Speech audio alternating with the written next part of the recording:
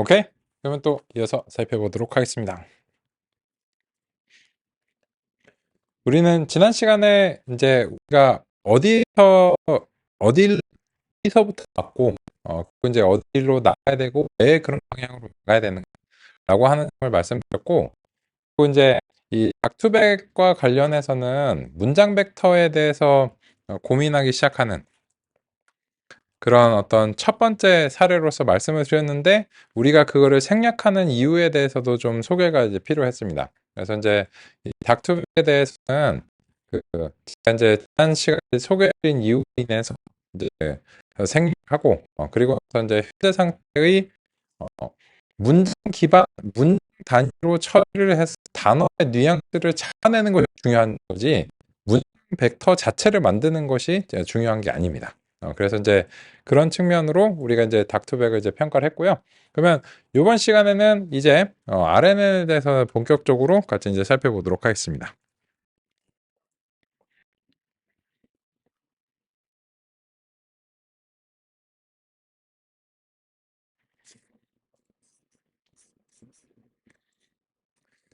그러면 이제 아까 말씀드리던 부분과 이제 관련해서 이제 상의를 드리면 이 색인 단어 사전을 관찰을 해보니까 그 너무 이제 지역적인 단어들이 많으면 인베딩 품질에 문제가 될 수 있다라고 하는 이제 그런 점입니다. 그래서 이 IMDb에서도 그 로드 데이터를 할 때 그 numWords라고 하는 것을 최대 어휘수 제한을 이제 수행을 합니다.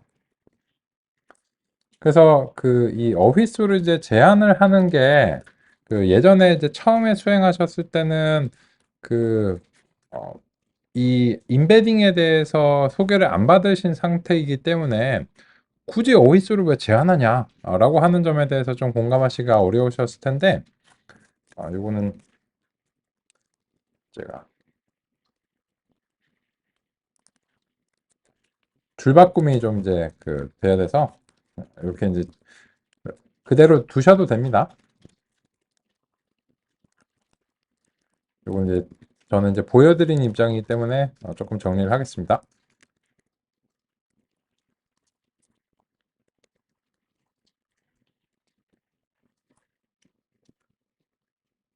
그래서 이런 식으로 어휘수를 이제 제한을 하겠습니다.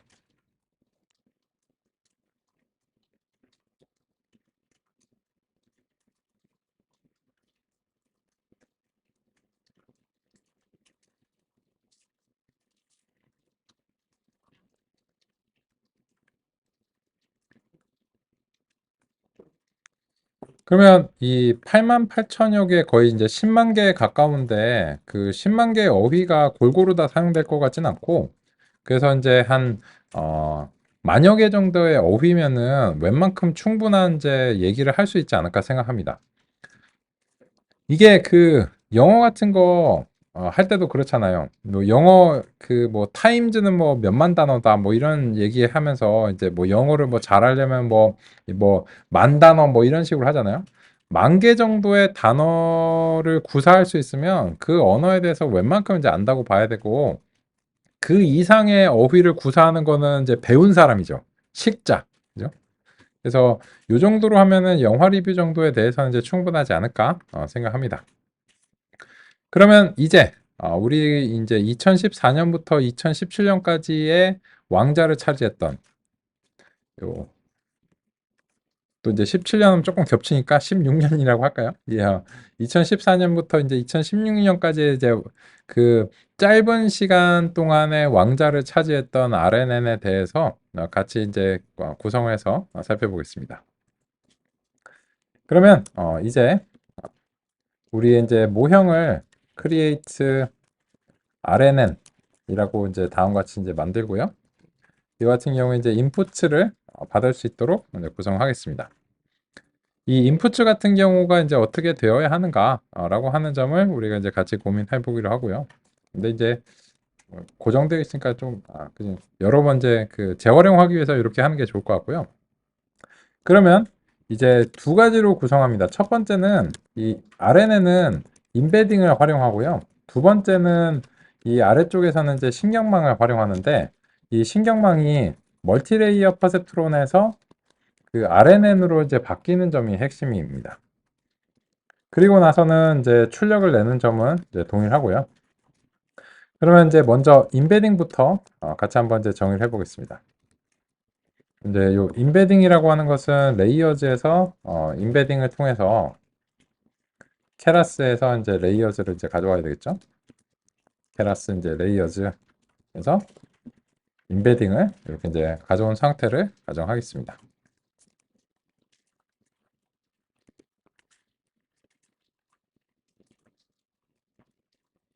그러면 이 인베딩에서는 그 인풋 디멘전이라고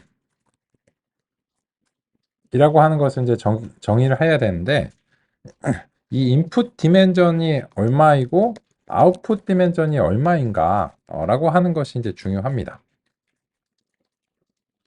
그러면은 이 인베딩의 인풋 디멘전과 아웃풋 디멘전을 어제 만드실 때는 좀 받아쓰기를 하셨는데 오늘은 여기에 대해서 이제 이해를 하면서 살펴보시는 게 당연히 필요하겠죠. 이 보시면 인베딩이라고 하는 것은 입력이 그 요 임의의 t번째에 대해서 그 수행을 이제 해야 되니까 그 점에 대해서 우리가 C에 대해서 이제 생각을 해본다면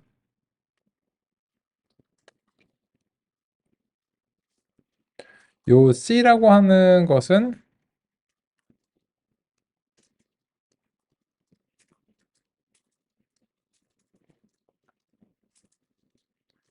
입력의 범위가 어휘의 수만큼 되어야 한다라고 하는 것입니다. 그리고 어제 논의드린 대로 이 어휘의 개수가 작으면은 적은 차원에서 인베딩이 될 거고 어휘가 다양하고 복잡할수록 더 많은 차원이 요구가 되겠죠. 그런 의미에서 이 C라고 하는 것은 우리가 이제 임의의 차원을 이제 지정을 해줘야 됩니다. 요거는 우리가 선택하는 거고요. 그러면 이 인베딩을 형성할 때는 이 V랑 D를 알려줘야 됩니다. 이게 이제 어휘의 개수가 몇 개고 내가 그런 어휘를 몇 차원으로 인코딩을 해내고 싶다 라고 하는 것을 알려줘야 됩니다. 그런 이유로 인해서 여기 인베딩 디멘전의 여기는 어휘수입니다. 어휘수고 아웃풋 디멘전은 이제 우리의 그 목표 벡터 차원이에요. 그래서 이런 것들은 우리가 알려줘야 되는 상황이기 때문에 얘가 이제 직접 알아내진 못하고요. 어휘수랑 이제 벡터 차원을 다음과 같이 형성하도록 하겠습니다. 요게 이제 인베딩 이제 계층이고 그러면 실제로 이 인풋라고 하는 것은 이제 단어 벡터로 변환이 되어야 되는 상황입니다. 그래서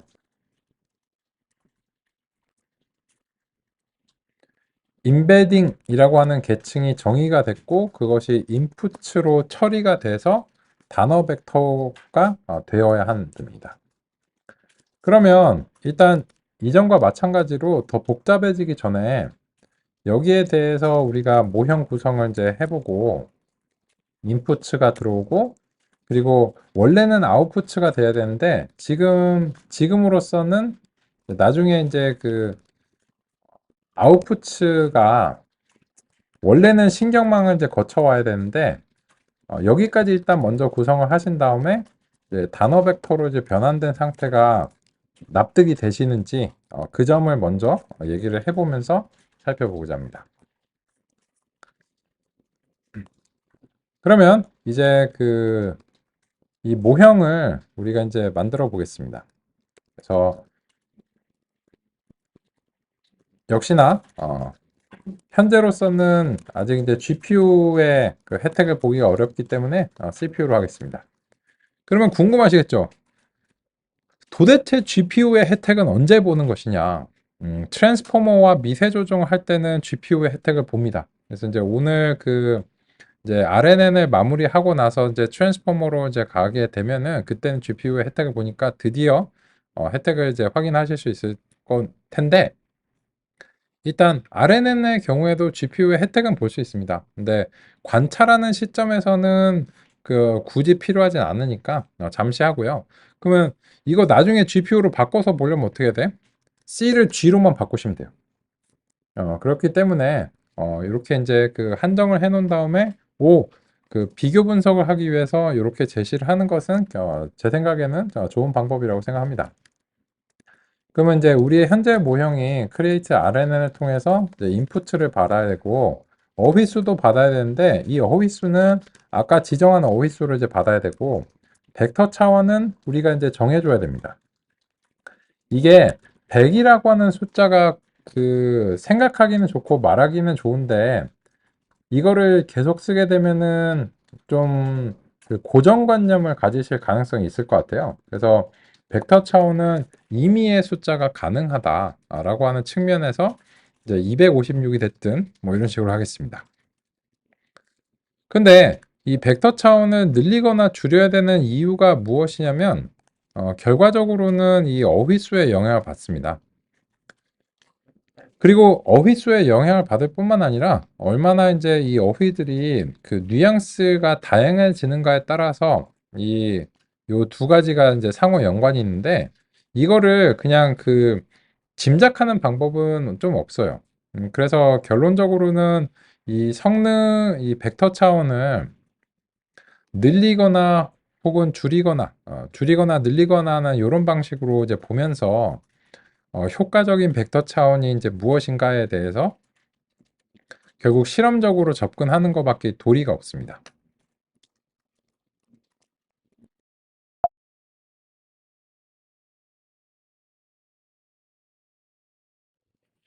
요점과 관련해서 어제 우리 선생님께서 강의 끝나고 추가적으로 이제 논의해 주신 부분이 있는데 뭐냐면 그 어제 이제 여자의 가장 근접한 단어로서 남자가 나왔는데 내가 생각하기에는 소녀나 아가씨 뭐 이런 것들이 더 근접하고 생각할 때 이게 남자가 나와서 거기에 대해서 마음에 안 든다.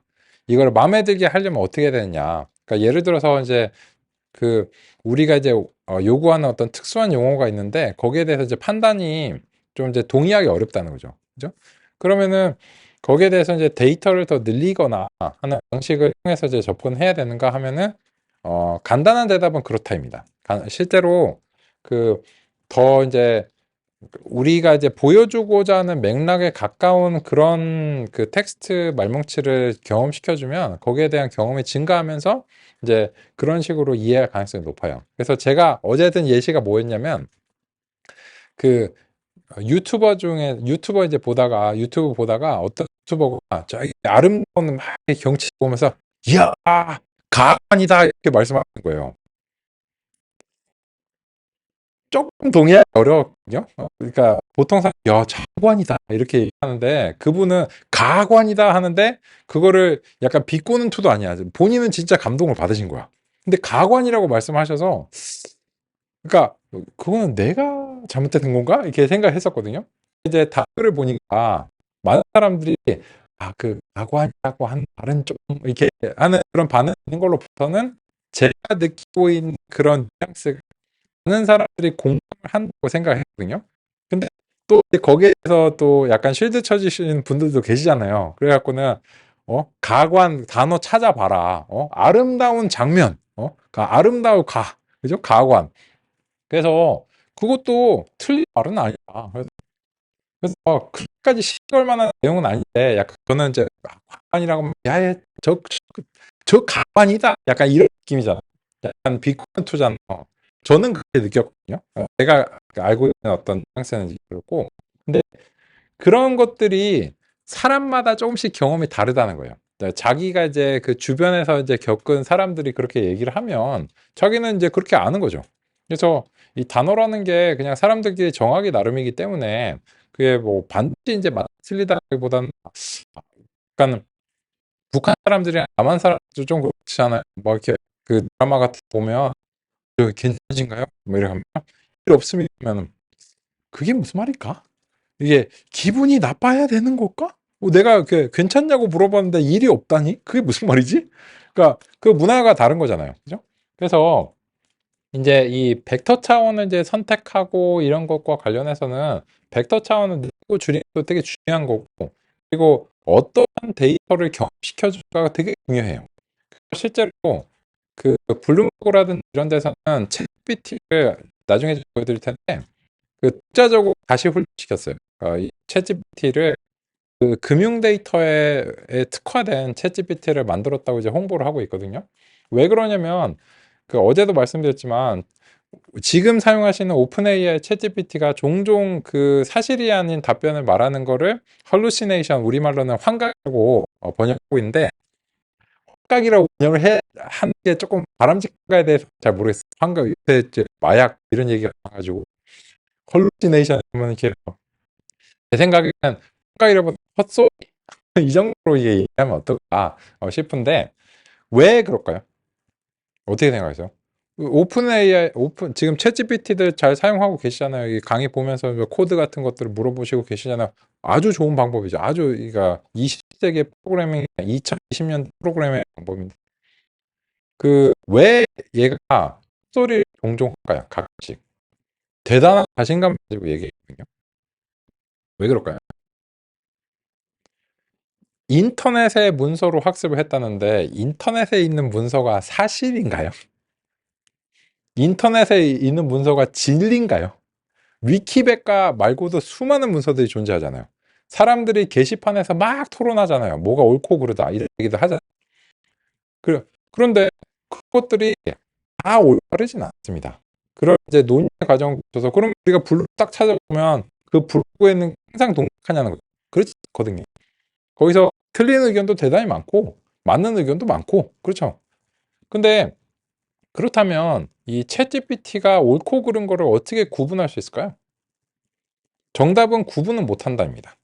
구분 못하고 그냥 많은 다량의 데이터를 경험하는 과정 속에서 더 이제 그 올바른 의견들이 더 지배적이고 일관성 있는 형태의 논리를 구성하긴 하겠죠. 그러길 바라야 되겠죠. 근데 모든 주제에 대해서 그렇진 않다. 그래서 이제 그 어떤 특정 거에 대해 코드든지 그 의견 같은 것은 결국은 챗GPT는 인터넷을 들여다보는 중요한 도구인 거지 스스로 관점을 가지거나 생각할 수 있는 그런 존재는 아닙니다. 그래서 인터넷을 들여다보는 도구가 크게 첫 번째는 한 가지가 뭐였나요? 검색 엔진이었죠. 근데 그 검색 엔진이 20년 동안 별거 없었습니다. 근데 이제 20년 만에 새로운 방식으로 인터넷을 접근하는 방식이 구체적으로 제한된 거죠.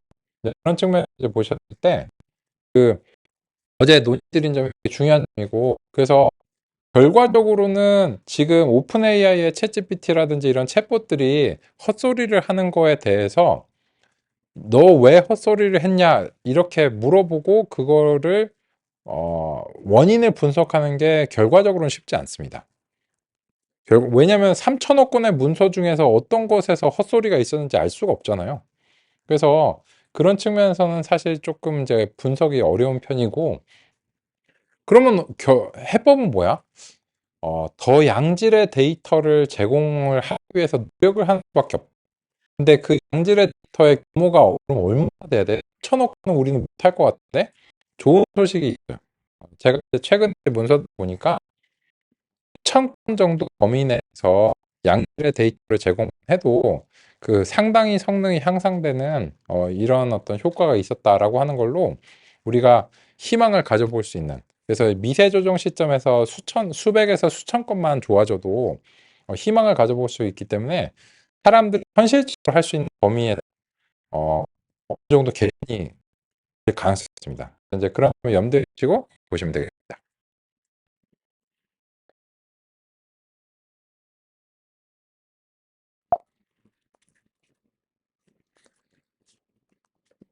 그러면 이제 그 create RNN 이라고 하는 것을 이제 수행을 이제 하는데 인풋을 이제 정의를 해줘야 되겠죠. 그래서 이제 어, 아이고,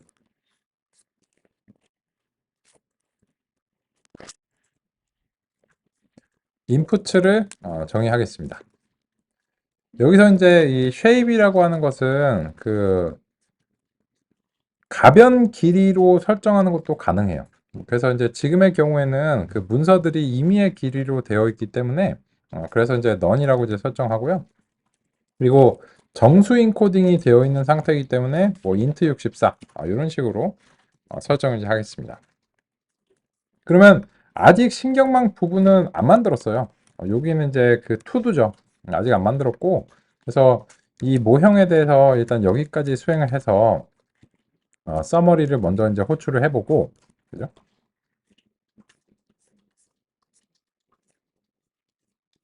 케라스의 인베딩을 가져오는 게 아니라 레이어즈를 가져와야 되겠죠? 다양한 레이어들을 사용해야 되니까.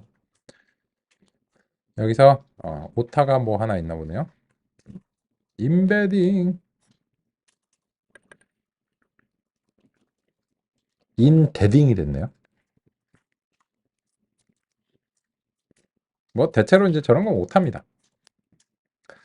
그래서 이제 다음과 같이 그 인베딩이라고 하는 것을 이렇게 형성을 해서 일단 여기까지 잘 되시는지 확인을 이제 해보고 있습니다.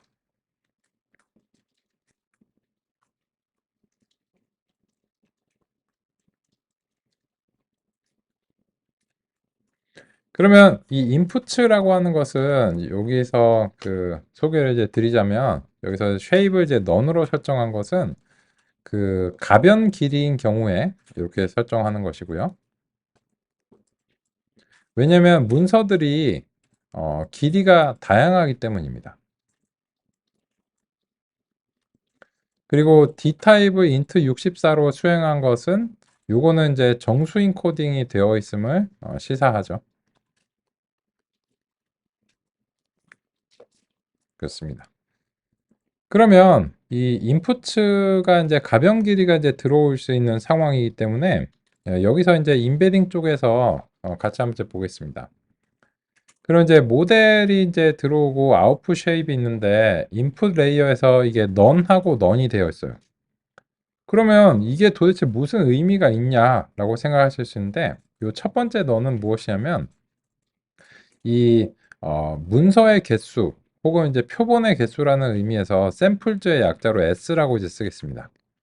그래서 이 샘플들이 이미 S개가 들어올 수 있고 당연히 이제 한 개 이상 들어오는 걸 기대하고 있습니다. 근데 현재는 데이터가 안 들어왔기 때문에 이게 이제 알 수가 없는 거고 자리만 잡아줬다라고 생각하시면 되겠습니다. 이거는 항상 요 앞에는 항상 넌입니다. 그런 이유로 인해서요. 근데 두 번째 너는 얘 때문입니다. 그래서 이 두 번째 너는 그 가변 길이인 경우에 이런 식으로 이제 수행이 되고요. 그래서 이제 인풋 레이어는 이제 다음과 같이 되겠습니다. 그러면 이 레이어즈의 타입을 보시면 이제 인풋 레이어고 얘는 인베딩인데 여기서 이제 인풋 3번 이렇게 되어 있는데 여기에 대해서 그 마음에 안 든다고 생각하시는 경우가 있어요. 그래서 나는 이 3번이 아닌데 맞습니다. 이거는 그냥 이거를 실행하실 때마다 얘가 그냥 임의의 번호가 그 내부적으로 이제 부여가 되게 돼 있어요. 근데 이런 점들이 좀 가독성적인 측면에서 별로 마음에 안 드신다라고 하면 이제 네임을 이제 요 텍스트 텍스트 뭐 시퀀스 텍스트 시퀀스 이런 식으로 그 해주시면 여기서 이제 텍스트 시퀀스로 이제 되기 때문에 가독성을 좀 더 부여할 수 있고 보시면 인베딩이 아까는 그 인베딩에 번호가 없다가 이걸 다시 실행하면은 이 인베딩 1번 이런 식으로 그 되거든요. 그 내부적으로 이 케라스가 그 사용자가 이제 이 객체를 몇 개를 생성했는지를 이제 그 숫자를 세주고 있는 것 같아요. 그죠? 그래서 여기서도 마찬가지로 네임을 그 인베딩이라고 이렇게 명시를 해주시면은 이제 그 되겠습니다.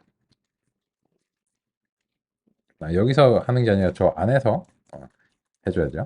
인베딩은 인풋은 이제 바깥에 나와 있으니까는 그래도 되는데 인베딩은 이제 이런 식으로 해주겠습니다.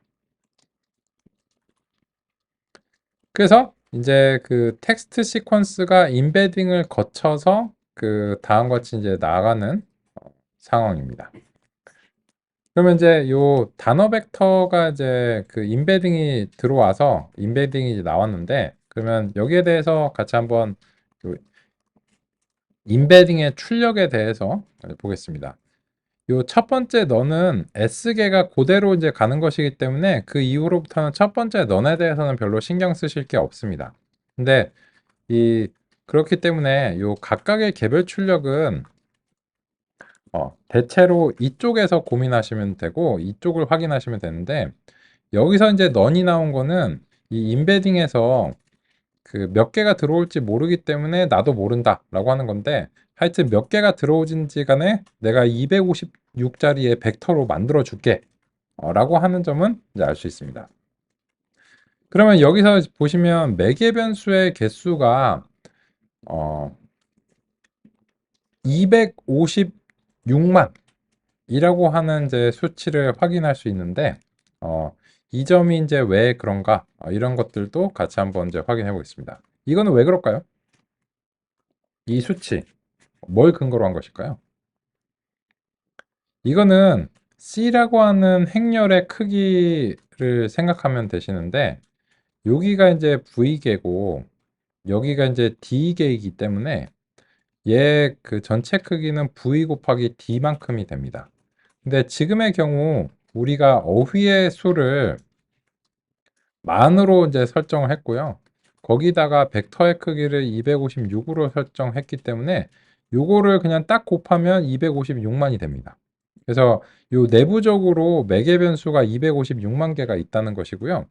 그래서 여기까지만 해도 벌써 250만 개의 매개 변수가 있기 때문에 10메가 가까운 용량이 벌써 여기서 형성이 됩니다.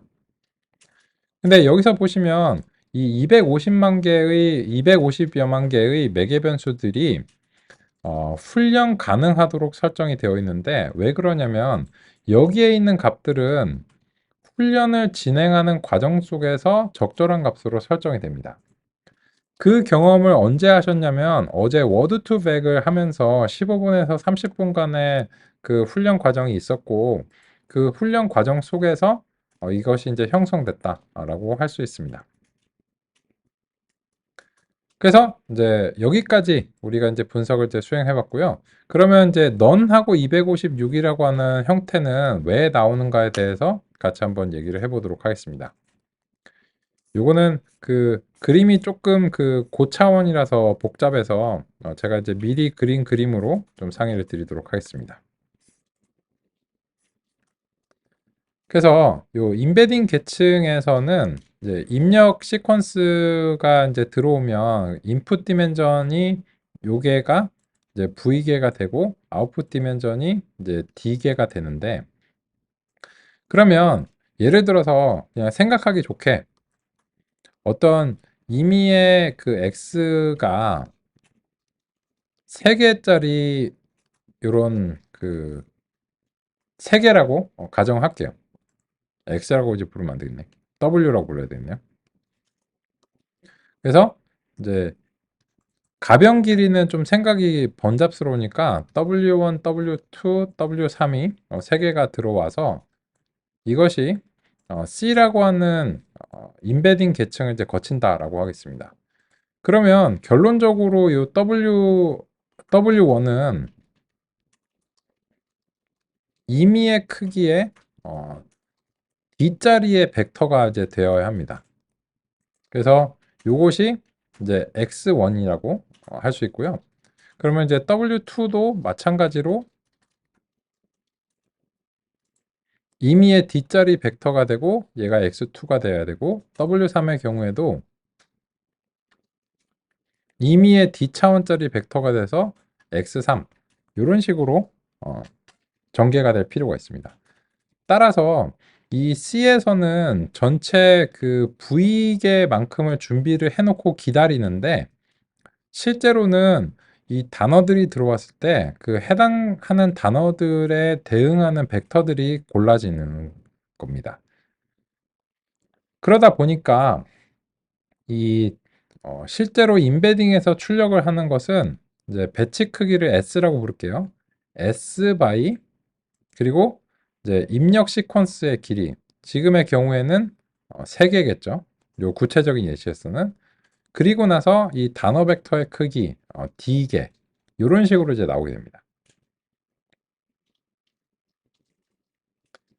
그런 이유로 인해서 여기서도 이제 보시면 여기서 이제 대응하는 방식으로 얘기를 해보면 요게 이제 그 만약에 3개가 들어왔으면 얘가 3개가 나오는 거고 그 3개가 256짜리가 이렇게 이제 나오는 겁니다. 그렇죠.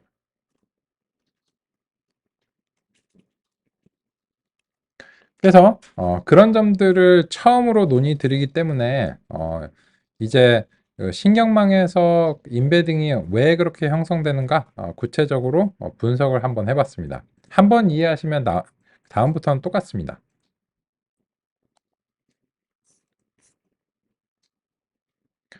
그리고 나서 우리가 이제 주요한 차이점이 있습니다. 예전에는 이걸 어떻게 했냐면 이 단어 벡터를 그 레이어즈에서 플래튼을 해가지고 이 단어 벡터를 펼쳐줬어요.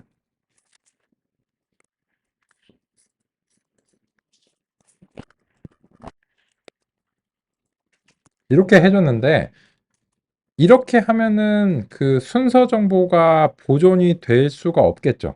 그죠? 그래서 이번에는 이제 RNN으로 넘어가면서 이게 달라집니다. 그래서 레이어즈에서 이번에는 LSTM이라고 하는 것을 써보고요. 그 임의의 이제 그 출력의 개수를 지정하도록 하겠습니다. 그리고 여기서는 이제 단어 벡터를 있는 그대로 처리를 해주도록 하겠습니다. 그러면 이제 이 상태에서 그 아웃풋을 이제 그 일단은 X로 바꾸고 추가적으로 이렇게 이제 처리를 한 상태로 한 번 더 우리 이제 서머리를 살펴보도록 하겠습니다. 여기서 괄호쌍 같은 게 어디 하나 이제 모자르지 않나 싶습니다.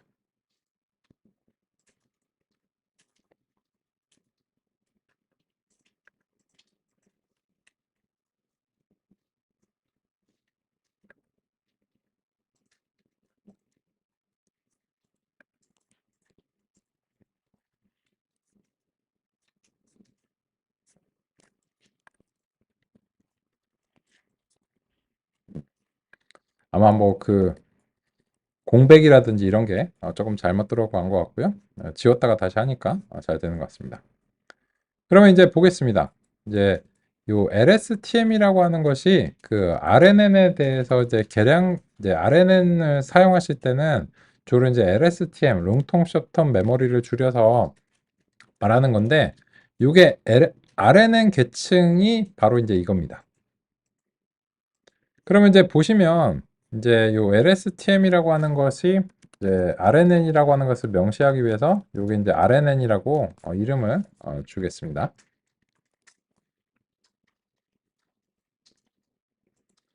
그러면 이제 보시면 이 RNN에서는 그 임베딩 계층에 요런 그 임의의 개수의 입력이 있으면 그것이 이제 256짜리 이제 벡터가 이제 됐는데 이 RNN이라고 하는 것은 순서의 정보가 있다 라고 하는 것을 가정하는 그런 레이어입니다. 따라서 예전처럼 이거를 그 평평하게 1차원의 벡터로 만들어주면 그런 순서 정보가 어긋납니다. 따라서 요 W1과 W2와 뭐 W3 이런 것들이 있으면 걔네들의 순서를 보존한 상태로 얘한테 넘기는 게 중요하겠죠. 그죠? 왜냐면 나, 너, 사랑과 너나 사랑은 같지 않기 때문이죠. 그래서 이번에는 순서를 보존한 상태로 넘겼습니다. 그리고서 그 상태로 지금 30이라고 하는 출력이 발생했는데 요거는 이제 이 임베딩에서 넘어온 그 요 임베딩으로 변환된 단어 벡터들의 시퀀스라고 해야 되죠. 그래서 이것은 그 단어 벡터 시퀀스입니다.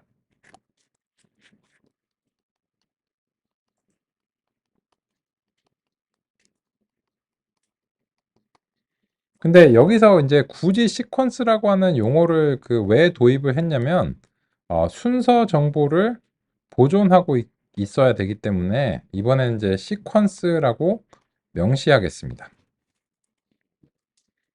그래서 이것과 대비되는 것이 무엇이냐면 그냥 플래튼을 해버리는 겁니다. 이렇게 하면은 순서 정보가 보존되지 않습니다. 순서 파괴. 그래서 이제 이 점이 우리는 그 코드로서는 한 줄밖에 안 되는데 여기로 넘어오는데 엄청난 이제 혁신이 한번 있었습니다. 그렇고요. 그래서 순서가 보존된 상태로 이 RNN이 그거를 처리해서 결과적으로 32짜리의 무언가 어, 벡터로 인코딩을 한 상황입니다. 그러면 이제 여기에 순서 정보가 반영된 상태로 인코딩이 되어 있기 때문에 여기에 대해서 그 뭔가 좀 유의미하고 잘하지 않을까? 라고 하는 그런 기대를 가지고 있습니다. 기대를 이제 가지고 싶습니다. 그죠? 그러면 일단은 이제 다음과 같이 RNN 계층을 이제 추가를 했고 여기에 대해서 우리가 아웃풋을 이번엔 제대로 정의를 해보겠습니다. 그럼 아웃풋은 이제 그냥 이제 댄스고요. 여기선 1하고 액티베이션 시그모이드로 끝내겠습니다. 그리고 여기 이제 그 네임은 아웃풋이라고 이제 하겠습니다. 프리딕션 예측이라고 하면서 마무리해 보도록 하겠습니다.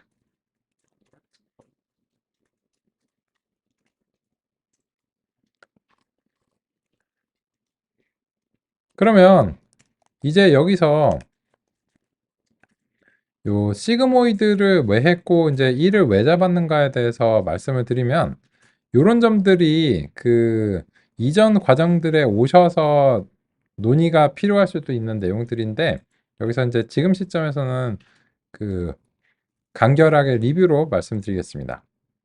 지금 현재 우리의 목표 출력은 긍정 또는 부정의 이진 분류입니다.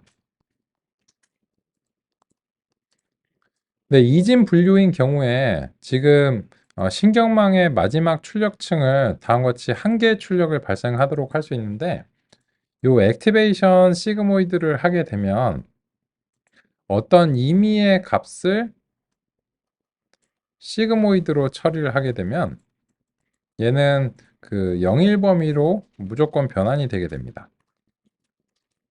그럼 이제 왜 이렇게 이제 수행을 했냐라고 하면 여기서 발생한 출력을 이렇게 만들게 되면 결과적으로 이것은 확률적인 자신감으로 해석할 수 있기 때문입니다. 그러면 지금 이 출력은 1일 확률에 대해서 출력하도록 만들어진 것입니다. 그런데 왜 이렇게 해도 되냐면 이진 분류는 그 이거 아니면 저거이기 때문에 어느 한쪽의 확률이 결정되면 베르누이 분포라서 다른 쪽의 확률은 그냥 연산으로 결정이 될 수 있기 때문입니다.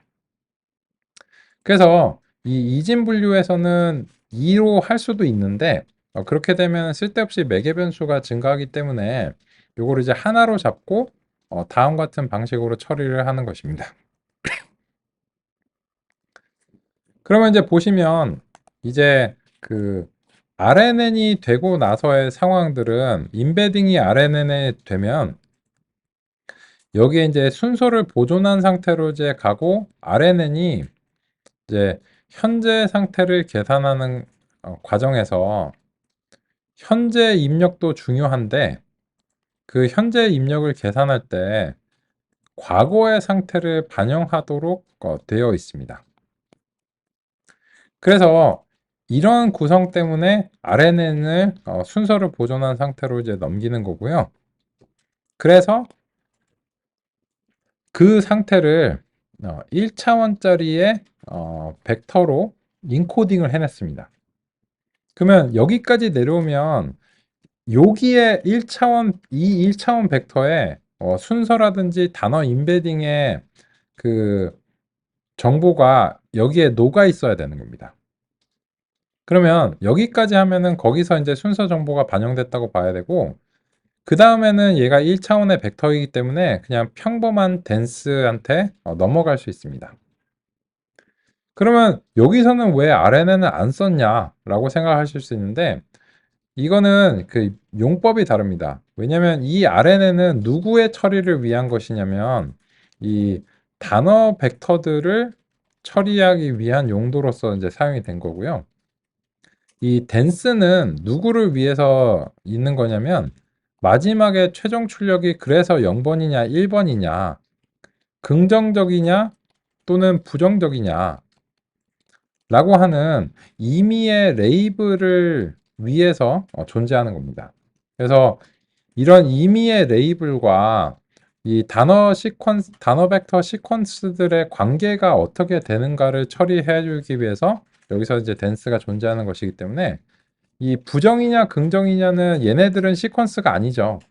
따라서 얘네들에 대한 레이어로서는 댄스를 사용하는 것이 바람직합니다. 그런 이유로 인해서 다음과 같이 형성했고, 이 임베딩 계층에서 매개 변수가 가장 많습니다. 그리고 RNN 쪽에서는 그렇게 많지는 않고요. 그래서 이제 여기서 이제 33개가 이제 내려갔는데, 요거는 이제 32 곱하기 1 더하기 1 해서 이제 33이고, RNN은 이제 그거보다 조금은 더 이제 복잡한 편입니다. 그러면 현재 우리의 모형이 일단 잘 형성이 됐고요. 이제 훈련 절차로 돌입을 해 보도록 하겠습니다. 그러면 이제 서머리는 이제 알았으니까 잠시 이제 주석 처리를 해놓고, 주석 처리 뭐 안 하셔도 상관없고요. 이제 훈련 절차로 이제 돌입을 하겠습니다. 그러면 이제 그 컴파일을 이제 수행해야 되고, 손실을 이제 규정해야 되는데, 케라스에 이제 여러 가지 손실들이 있는데, 그 중에서 지금은 바이너리 크로스 엔트로피로 설정하시는 게 필요해 보입니다. 이진 분류이기 때문이고요. 그리고 나서 이제 옵티마이저 최적화 기법을 설정해야 되는데, 이거는 이제 그 2010년 이후에 거의 이제 기본적으로 사용된다고 해도 과언이 아닌 아담을 설정하겠습니다. 일단 현재로서는 설정할 때는 그냥 기본값을 사용하겠습니다. 그리고 지금은 이제 이 매트릭을 설정해서 그 정확도를 산출하는 것이 바람직한 상황이기 때문에 다음과 같이 이제 매트릭을 이렇게 설정하겠습니다. 그리고 요거를 이제 그 한 줄이지만 제가 가독성을 위해서 여러 줄로 나눴는데, 추가를 해보신 다음에 다시 실행해서 그 오류가 발생하지 않았는지 한번 이제 확인해 보시기 바랍니다. 요 워닝은 이제 저만 발생하는 거죠. M1과 M2에서 이제 그렇다라고 하는 것입니다. 그리고 얘가 뭔가 이제 그 실행 속도가 느리다든지 뭐 실행의 문제가 이게 너무 느리다든지 하면 그때는 GPU로 바꿔보는데, 일단은 CPU로 우리가 이제 시작을 해보겠습니다. 그러면 이제 대망의 모델 훈련 절차로 돌입을 하겠습니다. 그러면 이제 모델 훈련 절차로 이제 돌입을 하는데, 이번에는 그냥 트레인 텍스트즈를 이렇게 이제 넘길 수 있고, 그죠? 트레인 네이블즈를 이렇게 이제 넘길 수 있는 그런 상황입니다.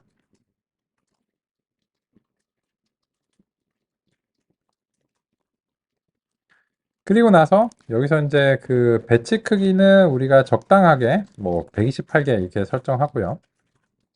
요거는 그 여러 가지 이제 고려가 있는데 그런 상세한 얘기는 여기서 하기는 조금 어렵고요. 요런 배치 크기에 관련된 고민은 이제 이전 과정들에서 논의를 하도록 하겠습니다. 그래서 에폭은 한 10번 정도 줘보면 어떨까 싶습니다. 일단 이렇게 해서 훈련이 잘 시작되고 실행되는지 한번 확인해 보도록 하겠습니다.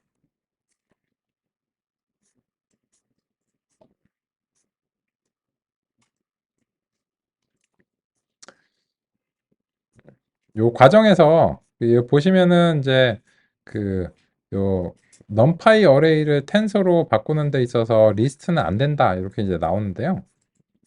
그게 이제 왜 그런가 하면은 여기서 이제 이 train 텍스트가 타입을 이제 train 텍스트의 첫 번째 걸 이제 살펴보시면 이게 평범한 리스트인데 이거를 그 numpy의 어레이로 이제 바꾸려고 하면은 여기서 이 train 텍스트의 이제 각각의 길이가 좀 다르다 보니까 이게 좀 문제가 생깁니다. 그래서 그런 이유로 인해서 이 train 텍스트를 길이를 좀 정규화를 해주도록 하겠습니다. 그 여러 가지 다른 방법이 있는데 이게 그 중에서 이제 가장 이제 쉬운 방법이라서요.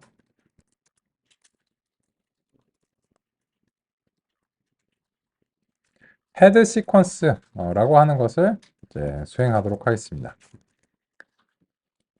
그래서 여기 트레인 텍스트가 여러 개가 있는데 그 최대 길이를 200 정도로 설정하겠습니다.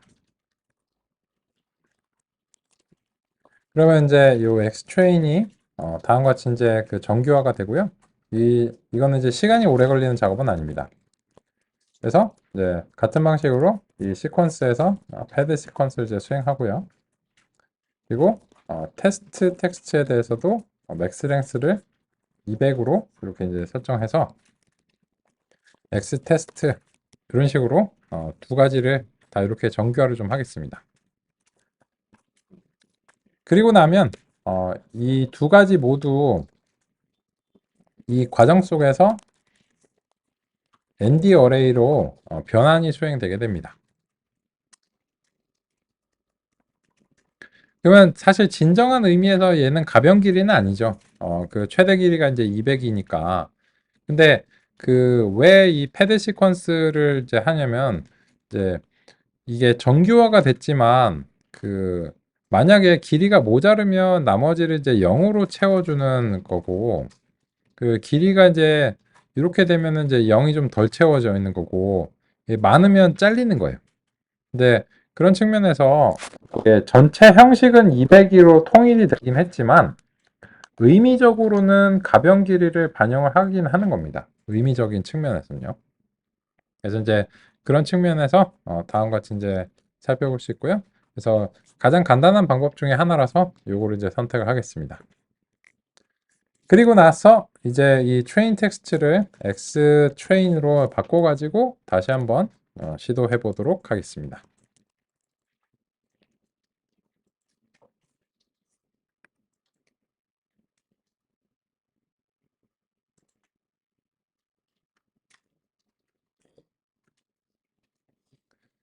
그러면 이제 그 훈련이 수행되는 것을 확인할 수 있습니다. 근데 보시면 이제 그 이 에폭이 우리가 이제까지 해왔던 거에 비해서는 시간이 상당히 많이 소요가 되는 것을 확인할 수 있죠. 그래서 한 두 번 정도를 실행을 해보면 이게 대체적으로 얼마만큼 시간이 걸리는지를 우리가 이제 느낄 수 있습니다. 저 같은 경우에는 이제 지금 그 맥에서 CPU로 이제 수행하고 있는데 현재 이제 30초 내외 정도로 이제 걸리고 있습니다. 이거는 이제 장비마다 다르죠. 그래서 이제 이거를 이제 증가시켜 보기 위해서 우리 이제 노력을 해보겠습니다. 그러면 지금 이제 해보시면서 이 에폭이 돌아가게 되면 대체적으로 몇 초 정도 소요가 되는지 알려주시고요. 그죠? 그리고 또한 공교롭게도 제가 꼭 의도한 건 아닌데 공교롭게도 우리가 딱 시간에 맞춰서 이 훈련이 이제 시작이 돼서 그래서 이 결과는 조금 느리더라도 그냥 뭐 기다려서 쉬는 시간 이후에 확인해 봐도 좋을 것 같습니다. 근데 이렇게 느리니까 개선을 하시고도 쉽죠. 그래서 만약에 그런 개선들을 느껴보시고 싶다면 중간에 정지하고 먼저 GPU로 바꿔서 해보셔도 상관없습니다. 저도 이제 쉬는 시간 이후에는 그런 거를 이제 제시를 드릴 텐데요. 먼저 하셔도 상관은 없겠습니다.